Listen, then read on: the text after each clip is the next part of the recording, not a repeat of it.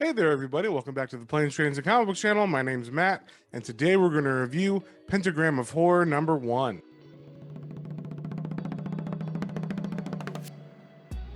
But before we get into that, if you guys wouldn't mind sharing, subscribing, commenting, it really helps me out and lets me know what you guys want to see more of. So, with that being said, let's get straight into it. All right, we got the cover here for Pentagram of Horror #1. It is a Black Caravan comic, which is the horror or mature imprint of Scout Comics. The writing, art, and colors are by Marco Fontanilli. And we start off on the first page here with an artist. And from what we can see, he's doing some sort of spell that involves paintbrushes, so he must be a painter. And when he does the spell, this goat man appears, who is obviously Satan, and tells him, hey, I'll give you what you want, but I'm going to come collect your soul in 10 years. And we can tell by the narration in this that it is a future him who's narrating and looking back on this deal, and he is not happy with the deal that happened. He's talking about how this was like the moment in his life where he made the worst decision ever, but at the time he thought it was something that he truly desired and really wanted. And he even says, everything has a price. It's undeniable. Would you be willing to give anything to get it, whatever your it is?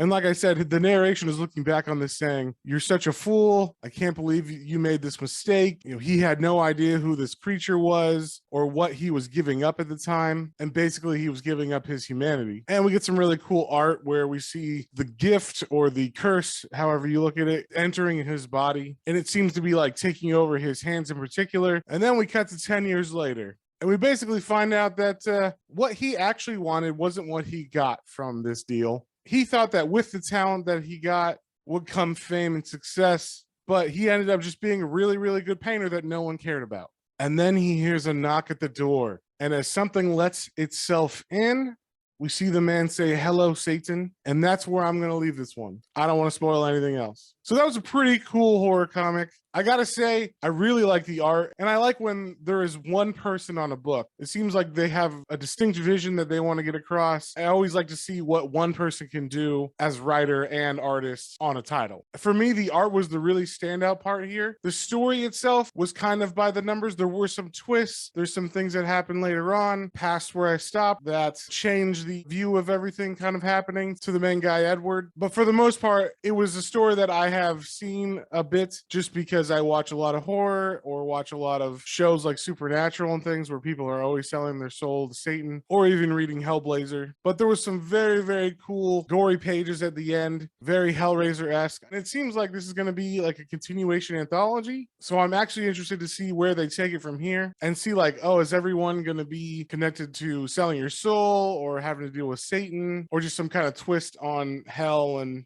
what lengths the human will do to get what they want. I enjoyed this one, so I'm going to give this a 3.5 out of 5. If you like horror books, and especially if you're a big fan of art and gore and just seeing how far someone can push those limits, this will be a fun book for you. So if you saw anything you like, definitely go pick that up at your local comic book store, and we will see y'all in the next one.